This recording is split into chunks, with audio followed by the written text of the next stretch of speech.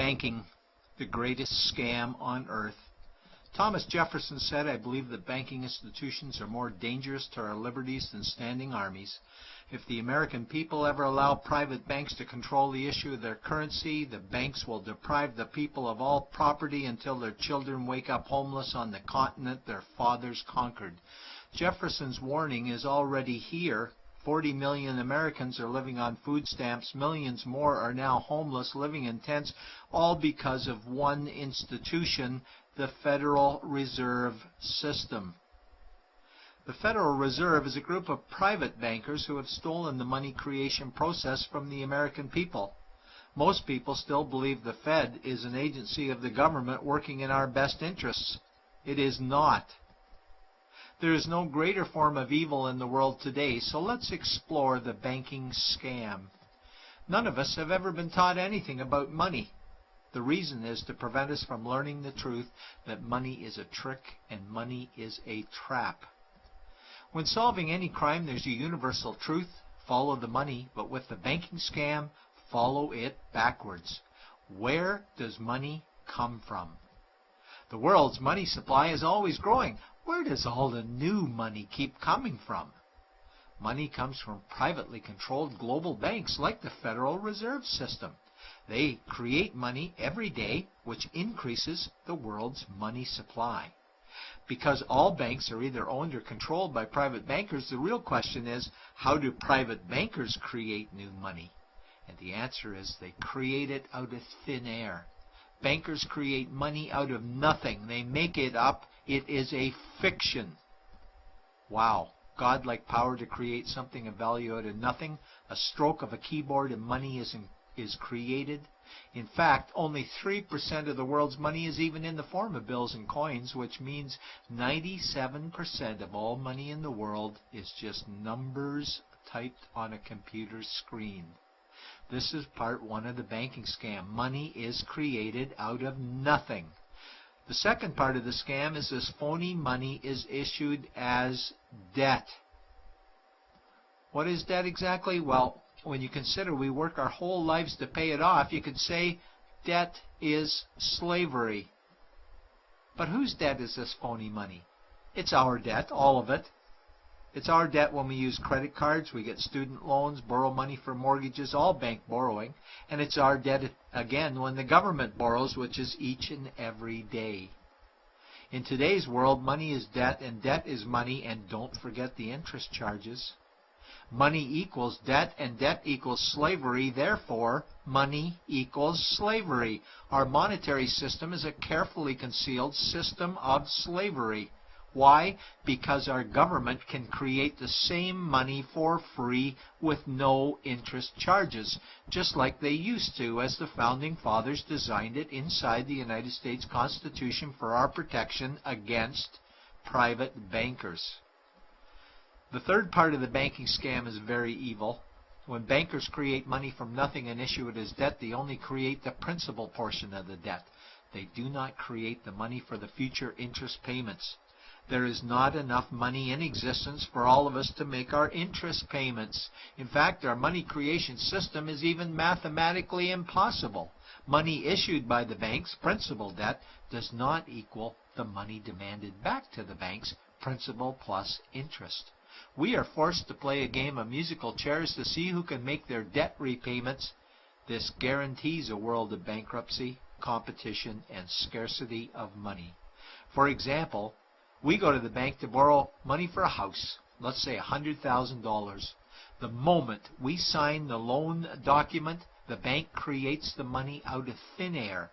A $100,000 debit gets registered for us and a $100,000 secured credit for them.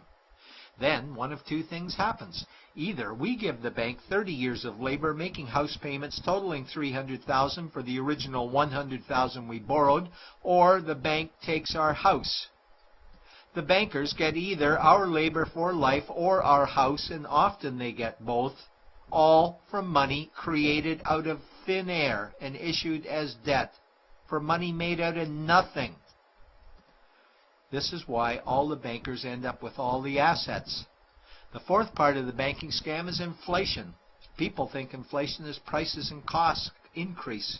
A better answer might be the value of our money always goes down. Inflation is created every time the central banks print money, which is every day.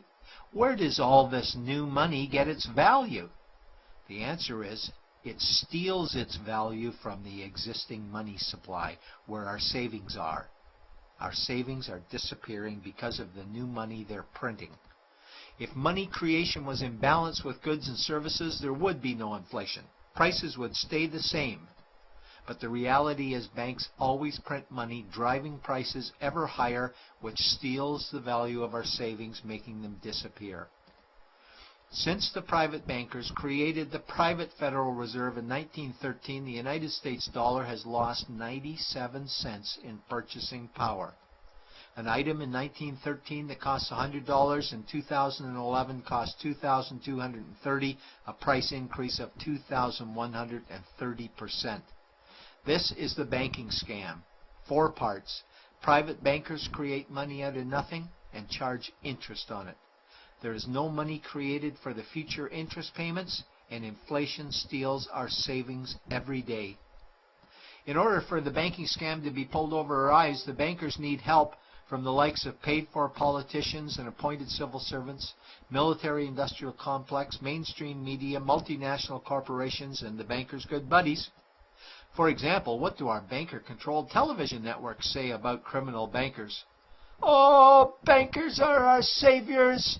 Chairman is man of the year. He saved the world. Bankers really do deserve their bonuses. They're so smart." And what do our banker-owned G20 politicians say we need to do? That we must save our banking system, and now we need austerity measures, like increasing existing taxes and bringing in new taxes, cutting our social programs, including education and health care, stealing from our pension plans while increasing the retirement age, keeping us working for more years at lower wages while placing our children and grandchildren in debt and servitude for their future lives. We are being lied to that we must go deeper in debt for bailouts, stimulus packages, quantitative easing, saving the too big to fail banks, credit easing, currency interventions, all names that mean the same thing, more debt to us. Is it not strange that the solution to too much debt is always more debt to us? And where is all this money going? It's going to the banks and to the bankers. They are stealing our money right now. 0.1% of the world's population owns 2/3 of the world's wealth. This means that 99.99% of the world's population own less than 1/3 of the wealth, a decreasing amount because these guys are stealing it. We desperately need to wake up to the banking scam. It is time for change. To retake control of our money system, we must stop supporting the banking scam. Lincoln said the government should create all the currency and credit needed to satisfy the spending power of government and the buying power of consumers. Money will cease to be master and will then become servant of humanity. And Jefferson said the issuing power of money should be taken from the banks and restored to the people to whom it properly belongs. It's a pyramid scheme, and we, the people, are the bottom layers of the banking pyramid. Without our support, the banking scam collapses. We have to do it ourselves.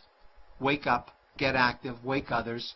Remove our money from the bank. Buy gold and silver coins. Get out of debt. Rip up your credit cards. These actions will bring down the banking scam. Only vote for politicians who support debt-free money, or run for office yourself, and turn off mainstream media to search for the truth while you still can. And support every effort to end the Federal Reserve System and all the privately owned central banks. Let's bring these criminals to justice to get our money and our countries back before it's too late.